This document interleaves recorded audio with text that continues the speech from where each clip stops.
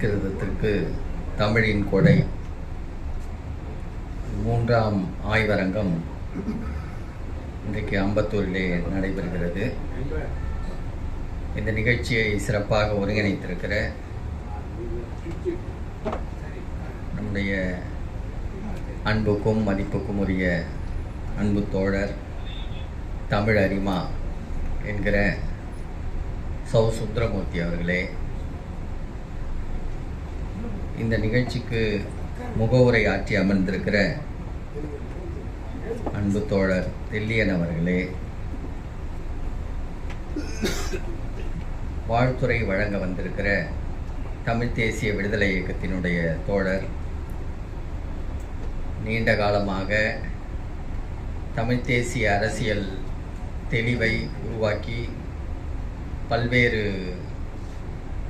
துறைகளிலும் ஆழ செயல்பட்டு கொண்டிருக்கிற அன்பு தோழர் தியாக அவர்களே,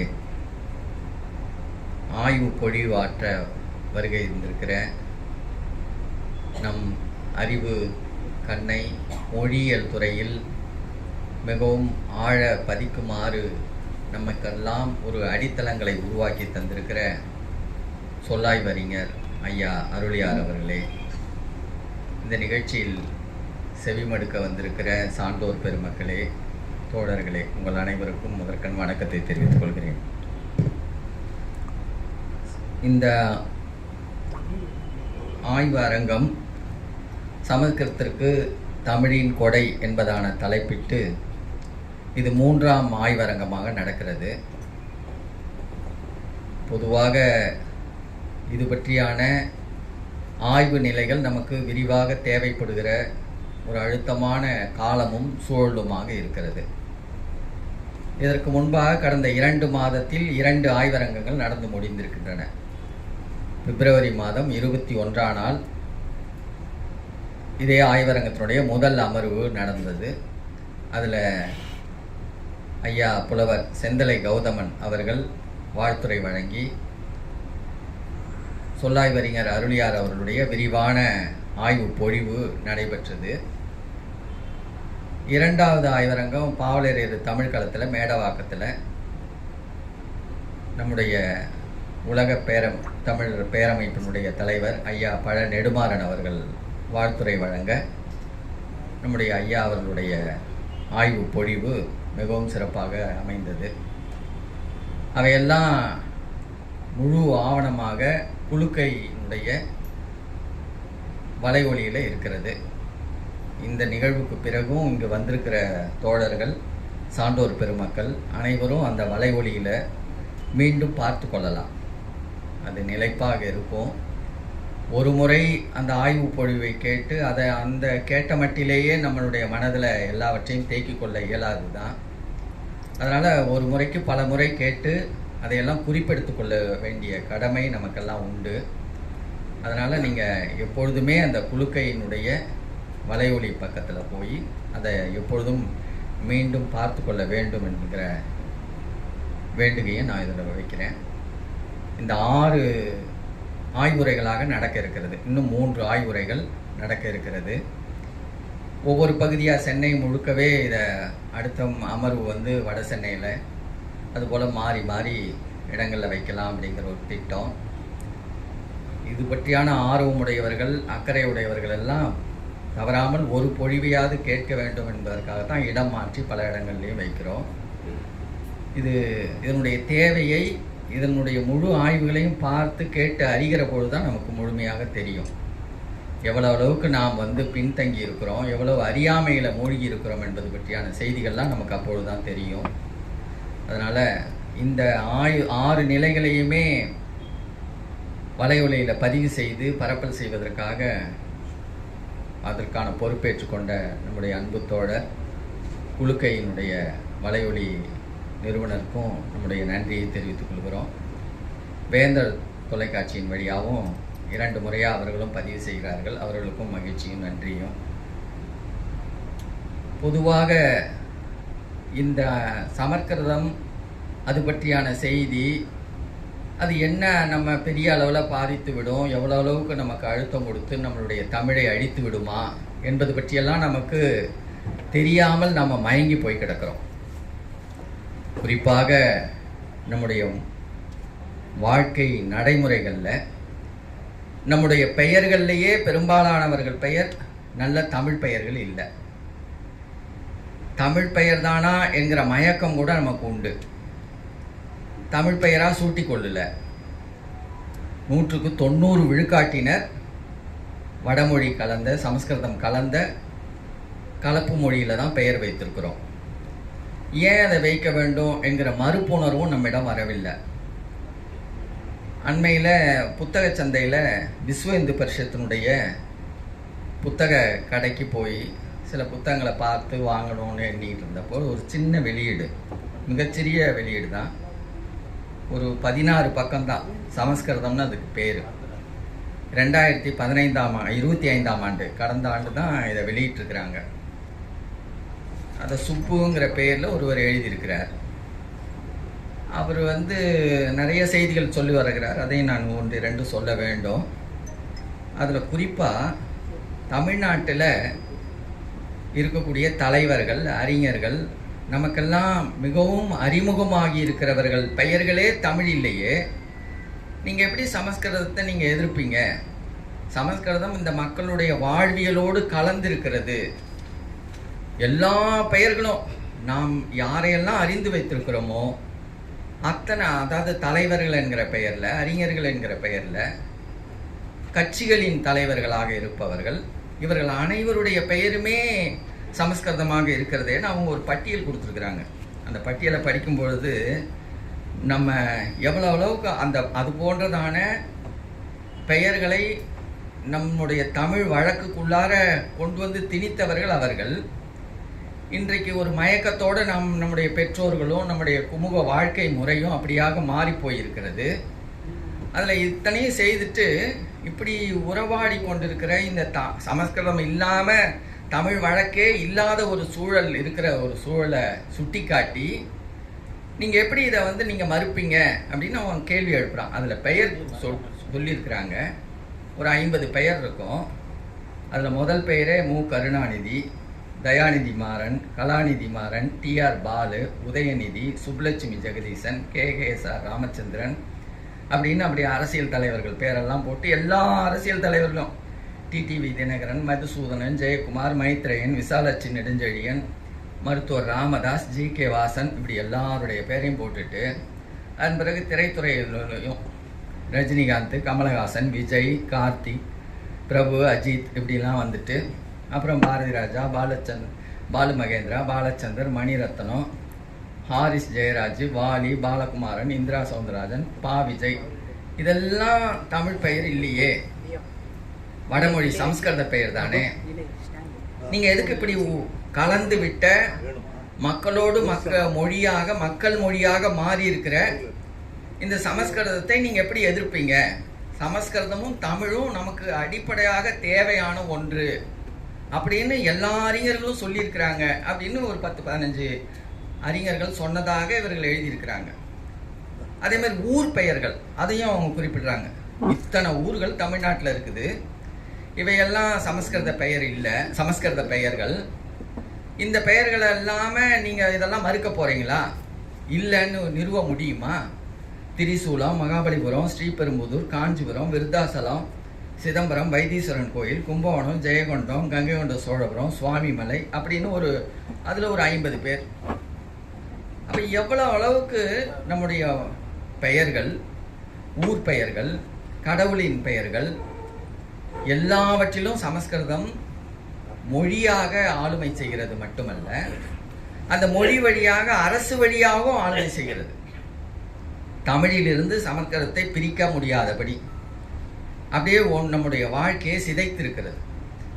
இந்த சிதைப்பு நமக்கு அரசு ஏற்பட்டு தமிழ்நாடுன்னு ஒரு அரசு உருவாகி 1947க்கு பிறகு அந்த தமிழ்நாடுன்னு பெயர் வைப்பதற்கு எவ்வளோ அரும்பாடுபட்டு அதற்காக போராடி ஒரு மாநிலமாக இன்றைக்கு அடையாளப்படுகிற நிலையில் ஒரு மாநில அரசு என்கிற நிலையில் அதிகாரங்கள் மிகவும் குறைந்த அரசு வைத்து கொண்டிருக்கிற சூழல்லையே இதையெல்லாம் மாற்ற முடியாத நிலை இருக்குதுன்னா 2000 ஆண்டு காலமாக இந்த சமஸ்கிருத ஆளுமை அதிகாரம் மொழி வழியாகவும் பண்பாட்டு வழியாகவும் அரசு வழியாகவும் நம்முடைய பரவி நம்ம போட்டு அப்படியே நசுக்கி வைத்திருக்கிறான்.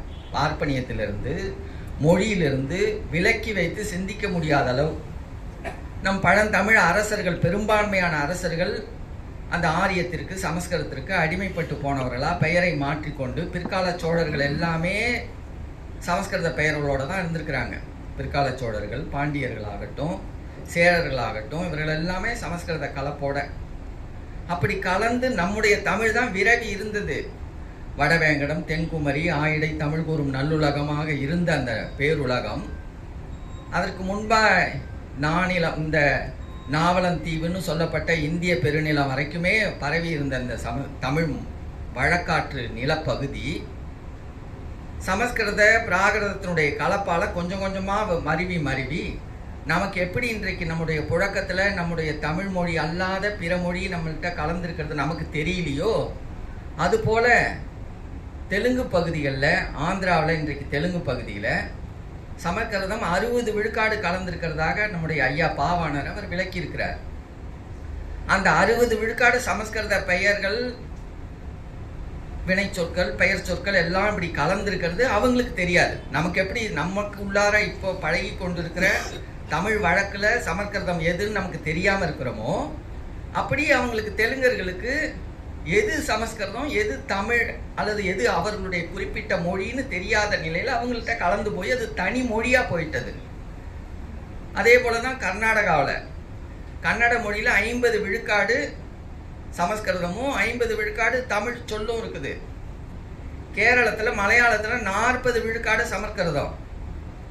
இந்த 40 விழுக்காடு சமஸ்கிருதத்தை அதிலிருந்து விலக்கிட்டிங்கன்னா முழுக்க தமிழாக இருக்கும். 50 விழுக்காடு கன்னட பகுதியில் கன்னட மொழியிலிருந்து 50 விழுக்காடு சமஸ்கிருத சொற்களை எடுத்துட்டோம்னா அது தமிழாக போயிடும். இப்போ சென்னையில் நாஸ்டா துண்ணுட்டியாங்கிறான். இப்போ நாஸ்டாங்கிறத இயல்பாக அவன் கலந்து தான் பேசுகிறோங்கிறதே தெரியாது. என்னப்பா நாஸ்டா சாப்பிட்டியான்னு கொஞ்சம் திருத்தமாக வேணால் சொல்லுவாங்க சிலர். ஆனால் நாஸ்டாங்கிற வழக்கம் இயல்பாகவே சென்னைக்குள்ளார ஒரு புழக்கத்துக்குள்ளார வந்திருக்குது.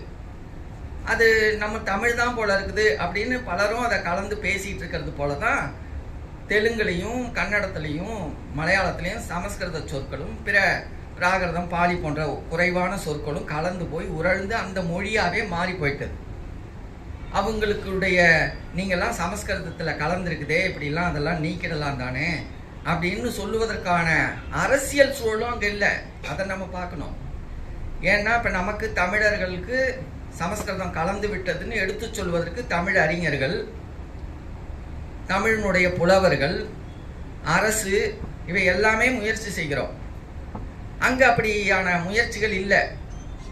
அதனால் அவங்களுக்கு எது சமஸ்கிருதத்தினுடைய திணிப்பு கலந்துருக்குதுங்கிறது தெரிவிக்கிறபடியான அரசியல் விழிப்புணர்வு இல்லாததுனால அது கலந்து மயங்கி அப்படியே வெவ்வேறு மொழியாக மாறிட்டது. அங்கே ஆட்சி செய்கிறவர்கள் முழுக்க பார்ப்பனிய கருத்தாளர்களாக இருக்கிறாங்க. சமஸ்கிருதத்தை உயர் மொழியாக அடையாளப்படுத்துகிறாங்க. ஒரு குறிப்பிட்ட செய்தி சொன்னால் உங்களுக்கு இன்னும் கூடுதலாக விளங்கும். நமக்கு இங்கு நம்ம உருவாக்கி கொண்டது போல மொழி வழியான அகராதிகள் உருவாக்குறோம்.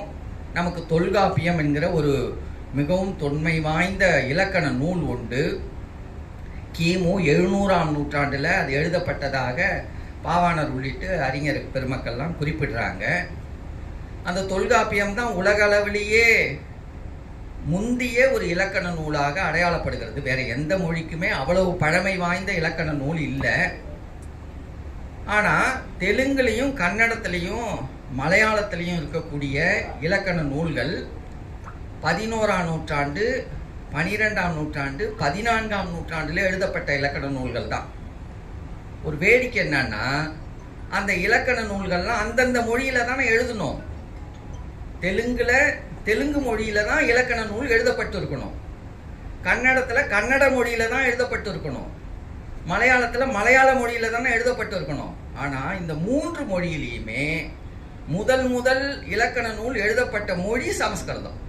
சமஸ்கிருதத்தில் தான் எழுதி அதன் பிறகு அந்தந்த மொழியில மொழி மாற்றம் செய்தாங்க. அப்படி எழுதுகிற பொழுது அதை எழுதினது யாரா இருக்கிறார்கள் பெரும்பாலும் பார்த்தா, ஒன்று பார்ப்பனர்களா இருந்திருக்கிறாங்க, இல்ல அதனுடைய சார்புடையவர்களா இருந்திருக்கிறாங்க. எழுதுகிற அந்த இலக்கணத்துல அவர்கள் சமஸ்கிருதத்தை அந்த மொழிக்கு மிகவும் இணக்கமான மொழியா பதிவு செய்திருக்கிறாங்க. சமஸ்கிருதம் இல்லாம தெலுங்கு இல்ல, சமஸ்கிருதமும் தெலுங்கும் அவ்வளவு இணக்கம் அப்படின்னு அவர்கள் அந்த கருத்து உருவை அந்த இலக்கண நூல்லையே பதிவு செய்திருக்கிறாங்க. அதனால தெலுங்கு மக்களோ கன்னடத்து மக்களோ கேரளத்து மக்களோ தமிழிலிருந்து பிரிந்து போன மொழிகளாக சிதைந்து போன மொழிகளாக நாம் சொல்லிக் கொண்டிருக்கலாமே ஒழிய, அவர்கள் கருதுகிறபடி அவர்கள் அந்த உண்மையை உணர்கிறபடி நாம் அந்த அறிவியலை அந்த மொழியியல் செய்திகளை நாம் வெளிப்படுத்தல. நம்ம தான் தாய் இனம், நம்ம மொழி தான் தாய்மொழி அப்படின்னா இந்த தாய் என்ன பண்ணியிருக்கணும்? செய்திகளை புறந்திருக்கணும். நீங்கள்லாம் நம்மளுடைய மொழியிலிருந்து வளர்ந்தவர்கள், நாம் பகைவர்கள் இல்லை, நாமெல்லாம் இப்படி சிதைந்து போனோம். இந்த சிதைவுக்கான காரணம் இந்த சமஸ்கிருதத்தினுடைய மொழி. இந்த சமஸ்கிருதத்தை மொழியாக பண்பாடாக திணித்தவர்களுடைய அதிகாரத்தன்மை அப்படின்னு நம்ம சொல்லி வளர்ப்பதற்கான தாய்மை உணர்வு நம்ம இல்லாம நம்ம புறந்தள்ளின உடனே கேரளத்தில் இருக்கக்கூடிய நம்பூதிரிகள், கர்நாடகாவில் தெலுங்கு ஆந்திர பகுதியில் இருக்கக்கூடிய பார்ப்பனர்கள், இவர்களெல்லாம் தெலுங்கையும் கன்னடத்தையும் மலையாளத்தையும் தனக்கு இணக்கமாக்கிக்கிட்டு அவன் எவ்வளவு அளவுக்கு இறுக்கப்படுத்தி அவர்களுக்கு உறவினர்களாக மாற்றி கொண்டான். நமக்கு மீதான ஒரு பகையையும் அவர்களுக்குள்ளார உருவாக்கினான். அப்ப நம்மையும் காத்து கொள்ளுகிற அறிவாண்மை நமக்கு இல்லாதது போலவே நம்முடைய இனங்களையும் காத்து கொள்ளுகிற அந்த அறிவை பரப்புகிற பொறுப்புணர்ச்சி இல்லாம நம்முடைய உறவுகளையும் சிதைத்து நமக்குள்ளார அந்த உறவை பகையாக்குகிற கருத்தாடல்கள், கொள்கை, அரசியல்கள் எல்லாம் இன்றைக்கு வலுப்பெற்று வருது. தமிழ்நாட்டையே சீரழித்துக் கொண்டிருக்கிறவன் தெலுங்க. காவிரியில தண்ணி வராதுக்கு இந்த கன்னட இனவெறிய, முல்லை பெரியாறு அணை நீரை இந்த மலையாள வெறியர்கள் தடுக்கிறார்கள் இப்படின்னு நமக்கு ஒரு பகை உணர்ச்சியை உருவாக்கினது எல்லாமே ஆரியத்தினுடைய சூழ்ச்சி. இவர்களுக்குள்ளார பகை உருவாக்கி அவன் வலுப்பட்டுக்கிட்டே வரான். அதனால தான் அவன் என்ன பண்றான்னா, இந்தியா முழுக்க சமஸ்கிருதம் இல்லாம எந்த மொழிகளுமே கிடையாது, சமஸ்கிருதம் தான் இந்தியாவினுடைய மொழிகள்னு இந்தியா முழுக்க மட்டுமல்ல உலக அளவில் பரப்பி உலக அளவில் அது கால் ஊன்றி விட்டது. நம்ம தமிழ்நாட்டு அளவில் கூட தமிழினுடைய சிறப்பை, தமிழினுடைய தாய்மை உணர்ச்சியை உலக மொழிகளுக்கெல்லாம் மூத்த மொழி தமிழ் என்பதாக, இந்த திராவிட மொழிகளுக்கே தாய் மொழி, சமஸ்கிருதத்திற்கும் அது ஒரு துணை மொழியாக இருந்திருக்கிறது, மூல மொழியாக இருந்திருக்கிறது என்கிற அறிவை கூட உரத்து சொல்ல முடியாத அடிமைகளாய் போனோம். ஆக நமக்கு யாரையும் இணக்கப்படுத்தி கொண்டு அறிவை பரப்புகிற தமிழ்நாட்டிலேயே நாம் இந்த அளவுக்கு அறிவை பரப்பாததுனால தான் விஜய்க்காக இன்னைக்கு நான் உயிரே விடுவேன், விஜய் வரலன்னா நான் தற்கொலை பண்ணிக்குவேன்னு சொல்லுகிற அளவுக்கு தமிழ் குடிமக்கள் எந்த அளவுக்கு பாழாய் போய் கிடக்கிறார்கள் என்பதுன்னு நம்முடைய அறிவர்கள்ட்ட இருக்கக்கூடிய பெரும் குறை. எவ்வளவு பெரிய அடிமை போக்கு! அப்போ மொழி வழியான, பண்பாட்டு வழியான, அரசியல் வழியான, வரலாற்றியல் வழியான அறிவை நாம காத்து கொள்ளல, பரப்புல, நம்ம பிள்ளைகளுக்கு ஊட்டுல. கல்விக்கூடங்கள் எல்லாம் அவர்களுடைய அடிமை கல்விக்கூடங்களாக மாறி போனது. கல்வி உரிமையை தமிழ்நாடு இழந்து போயிருக்கிறது. மாநில கல்வி முறை இல்லை, முழுக்க முழுக்க இந்திய ஆட்சியினுடைய கல்வி முறை. நம்மோடு ஒட்டி உறவாடி கொண்டிருக்கிற புதுச்சேரியில முழுக்க முழுக்க அவர்களே நேரடியாக ஆட்சி செலுத்தி அவர்களுடைய முழு ஆட்சிக்குள்ளார இருந்து கல்வி எல்லாமே அவர்கள் பறித்து போனாங்க. தமிழே இல்லாம கல்விக்கூடங்கள் தமிழ்நாட்டில் சிபிஎஸ்இ, கேந்திரிய வித்யாலயா முழுக்க அவங்களுடைய பாடத்திட்டங்களோட இயங்கி கொண்டு இருக்குது. எப்படியாவது நம்ம பிள்ளைய சிபிஎஸ்சியில் படிக்க வச்சிடலான்னு நம்முடைய தமிழ் உணர்வாளர்களே கொண்டு போய் சேர்க்குறாங்க. ஆங்கில வழி தான் வழின்னு நினச்சிட்டு இருக்கிறாங்க. இப்போ இதையெல்லாம் உடை தெரிய வேண்டிய ஒரு பெரிய கடப்பாடு பொதுமக்கள் நடுவில் இருக்குது.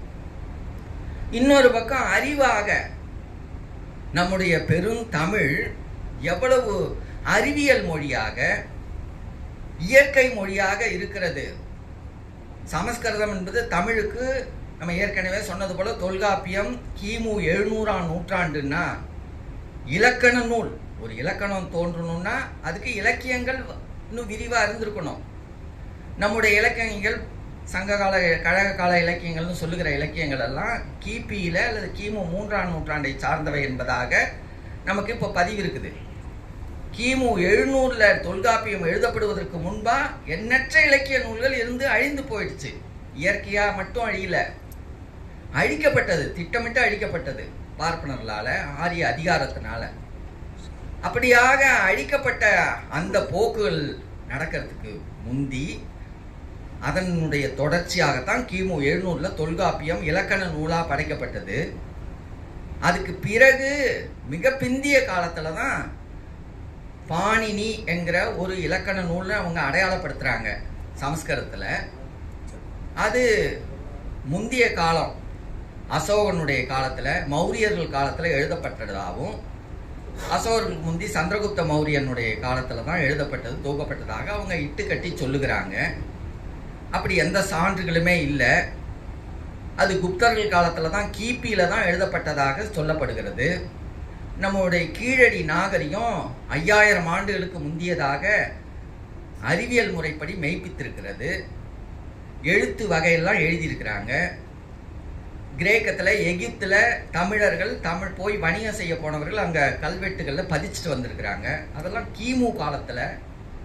அப்படி எந்த பதிவுகளுமே, எழுத்து பதிவுகள், கல்வெட்டு பதிவுகள் சமஸ்கிருதத்தில் இல்லை. கல்வெட்டுகள் இல்லை, ஓலைச்சுவடிகள் இல்லை, எதுவுமே இல்லை. இல்லைன்னா நம்ம ஏதோ இட்டுக்கட்டி சொல்லல, அறிவியலாக இல்லை. கிபி 150ஆம் ஆண்டுக்கு பிறகு ஒரே ஒரு கல்வெட்டு வட இந்தியாவில் கிடைச்சிருக்கு சமஸ்கிருதத்தில். அசோகன் 36 கல்வெட்டுல எழுதி வைத்திருக்கிறான். அவன் எழுதி வைத்ததெல்லாம் பிராகரத்திலையும் பாலியிலையும் தான். சமஸ்கிருத இலக்கண நூல்னு சொல்லப்படுகிற பாணினி, அஷ்டாத்தியாயி இவையெல்லாம் பிற்காலத்தினது. ஆக சமஸ்கிருதத்திற்கு இலக்கியங்களும் மிக பிற்காலம், இலக்கண நூலும் இல்லை. ஆனால் இட்டு கட்டறான். என்ன, ஒரு அனாதி காலத்தில் தோன்றியதா, தேவ பாஷைன்னு சொல்லதா, தமிழ் நீச்ச பாஷைன்னு இழிவுபடுத்தினதா, இப்படி புறந்தள்ளுகிறான். இப்படியான நிலையில எவ்வளோ பெரிய இடரை உருவாக்கி இன்னைக்கு இந்தியா முழுக்க ஏறத்தாழ 20 பல்கலைக்கழகங்கள் சமஸ்கிருதத்துக்கு இயங்குகிறது. 8000 கல்லூரிகள் இருக்கிறது. தமிழ்நாட்டில் மட்டும் 55 கல்லூரிகள். புதுச்சேரியில் நடுவன் பல்கலைக்கழகம். சமஸ்கிருதத்தில் 66 பேர் இதுவரைக்கும் முனைவர் பட்டம் தேர்ச்சி அடைஞ்சிருக்கிறாங்க புதுச்சேரியிலிருந்து.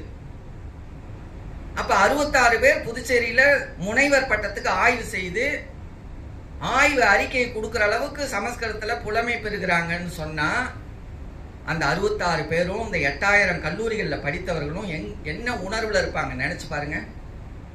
ஒரு ஆண்டுல குறைந்தது இலக்கக்கணக்கான பேர், நம்ம நினைக்கலாம் வெறும் 20,000 பேர் தான் சமஸ்கிருதத்தை தாய்மொழின்னு, அரசு பதிவு தான் இது, தாய்மொழின்னு பதிவு செய்திருக்கிறார்கள். அதனால இந்த சமஸ்கிருதம் எப்படி நமக்குள்ளார வந்துடும் அப்படின்ட்டு.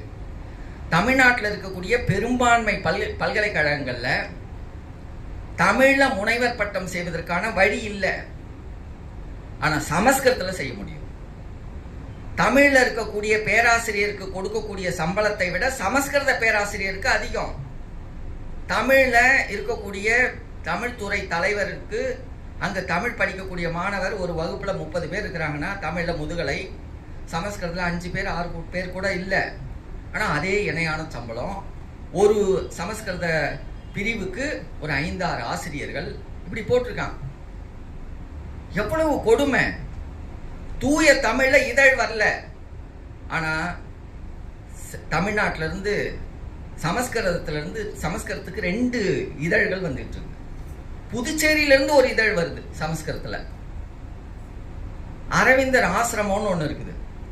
அந்த ஆசிரமத்து வழியா புதுச்சேரியில அரவிந்தர் சமஸ்கிருத ஆய்வு கூட ஒண்ணு வச்சிருக்கான்.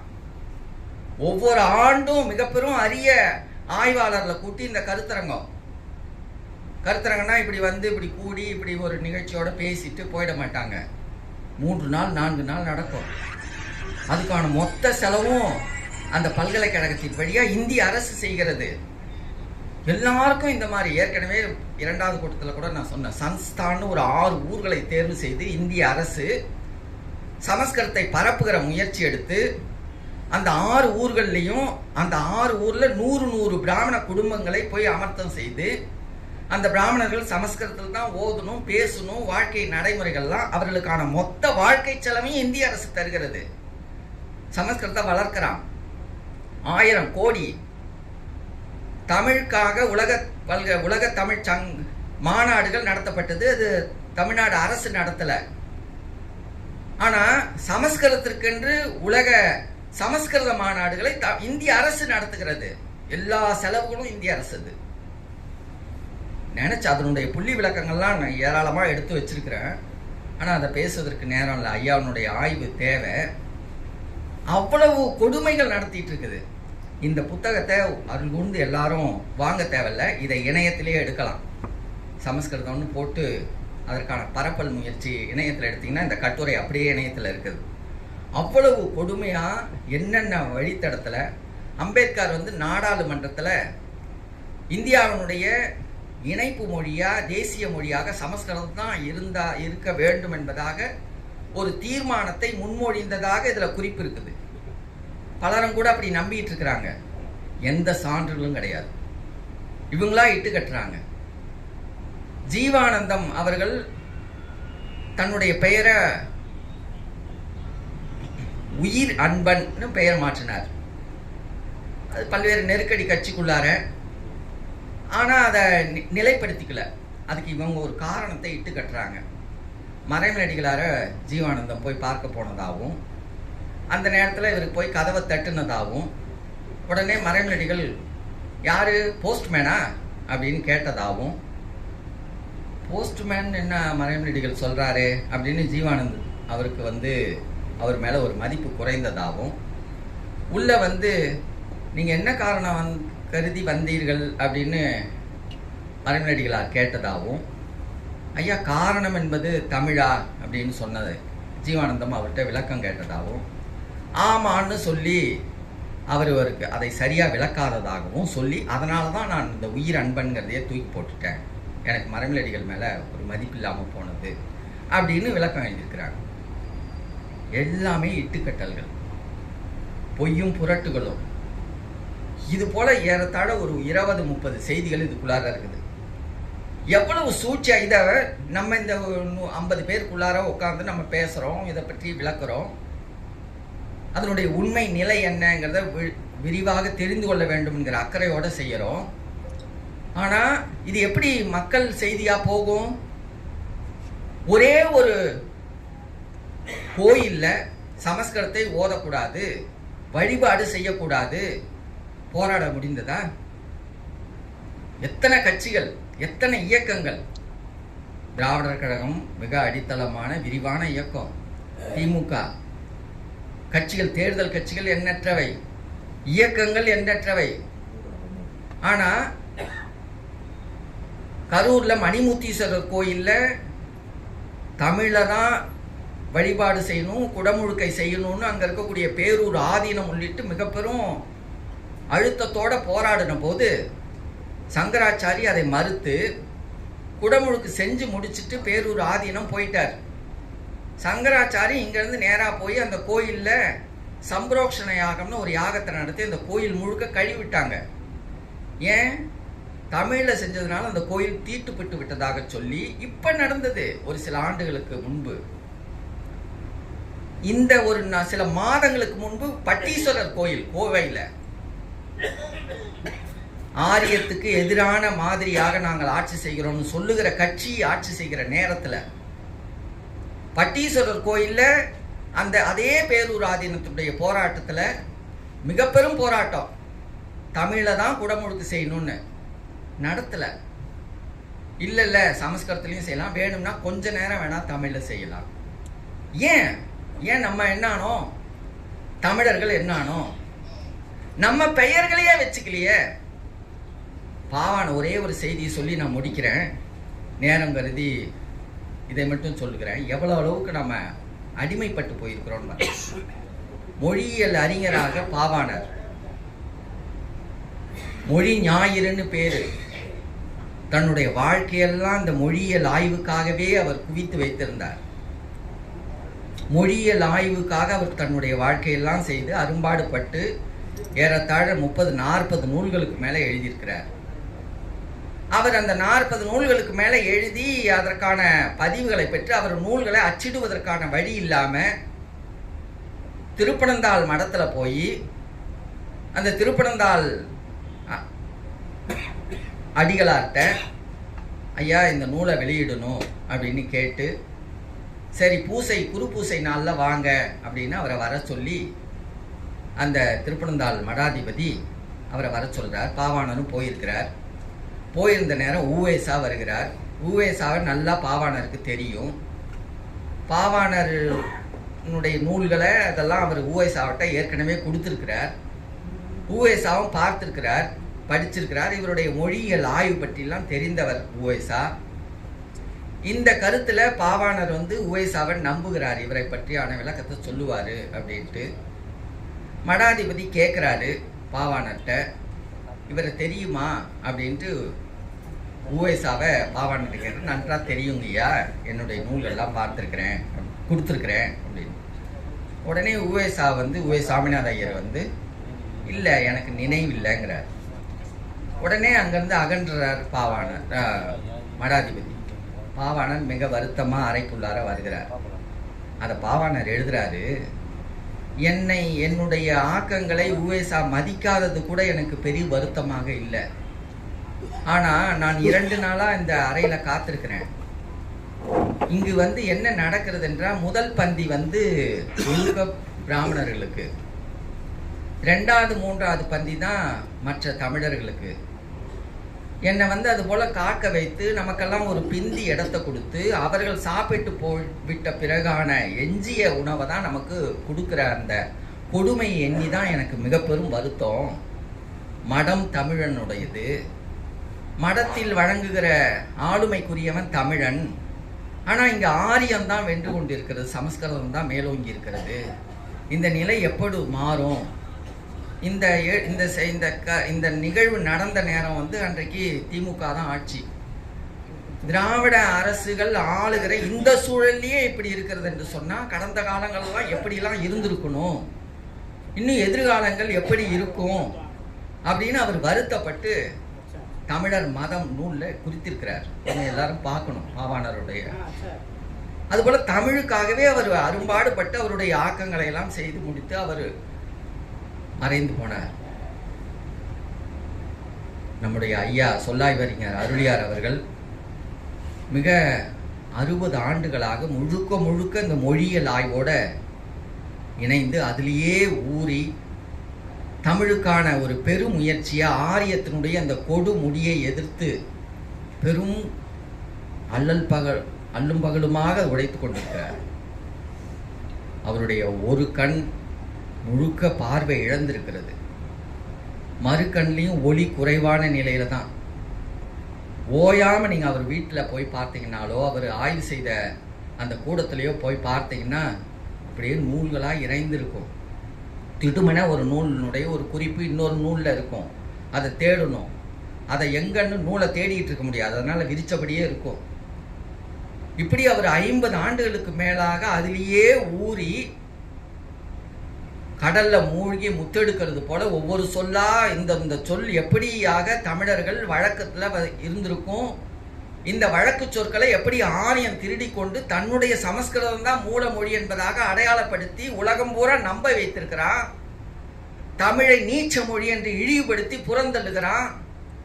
உலகம் முழுக்க தான் மேலானவன், தன்னுடைய மொழி மேலாண்மைக்குரியது, தன் மொழி வழியாகத்தான் உலகமே பரவி இருக்கிறதாக இட்டு கட்டி ஒரு பொய்யுரைத்து தன்னை அதிகாரப்படுத்தி வைத்திருக்கிறான். தேய்ந்து கொண்டிருக்கிறது தமிழினம் அப்படின்னு அரும்பாடுபட்டு அதை மீட்கிற ஒரு பெரும் முயற்சியில் இருந்து கொண்டிருக்கிறார்.